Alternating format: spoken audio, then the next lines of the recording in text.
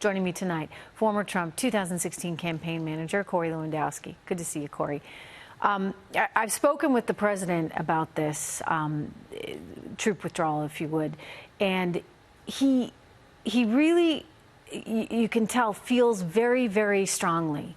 Very strongly. I think you can probably add some more insight into this because this is something he campaigned on, that Americans should not be involved in conflicts that we can't meaningfully resolve, and we should not be risking lives. We should not be spending money in ways that won't result in anything that's really going to truly benefit us. You can hear it in his voice. I mean, we just played the tape, right, of how disturbed he is when he has to talk to family members who have lost a loved one fighting overseas. But at the same time, you get a lot of critics scratching their heads saying, well, why now?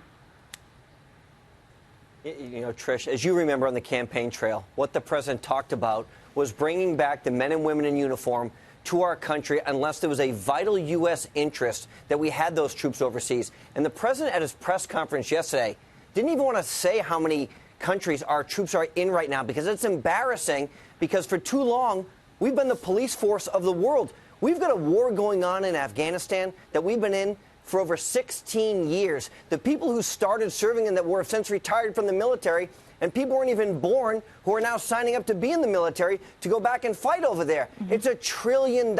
It's thousands of American lives. And what this president said was, we're going to bring those people home because that's where they belong. And all of a sudden, just like it's related to the southern border, when the president said he wanted to build a wall that the Democrats used to be for when they were in the majority in the U.S. Senate, now they're opposed because Donald Trump is in favor of it. When he wants to bring our troops home, all of a sudden they're opposed to it. It's the greatest hypocrisy of our country, and the American people are very tired of this. Yeah, I mean, a lot of conservatives are a whole lot more hawkish, right? So this president's saying, I want to get out of the Middle East. I don't want to be there. I don't want to risk American lives. And that's something that, historically the Democrats might have agreed with. And so I'm always struck, if you would, Corey, by this upside down world, this, Alice in Wonderland kind of world where, black is white and white is black. I mean, is he just really stuck because no matter what he wants to do, they'll be in the way of? Well, that's part of it. But the other part of it is the military-industrial complex is very real in Washington, D.C. These giant defense contractors give tens of millions of dollars to elected officials all the time so that they can build more missiles, so they can continue to have wars in places, so they continue to have profits. This president doesn't care about the industrial military complex. He wants to make sure our men and women who he has to go visit, as he talked about, at Dover Air Force Base when they come back in coffins, or has to go see them in Walter Reed. And he's done this so many times now. And he has to ask himself, is this the best use of our military forward-facing force? And the question always comes back to him as the commander-in-chief. And he has to decide, is one American life worth losing to be in a place that the United States maybe doesn't need to be? And it's amazing to me now, Trish, that members of the Republican Party are chastising this president for wanting to bring our men and women home.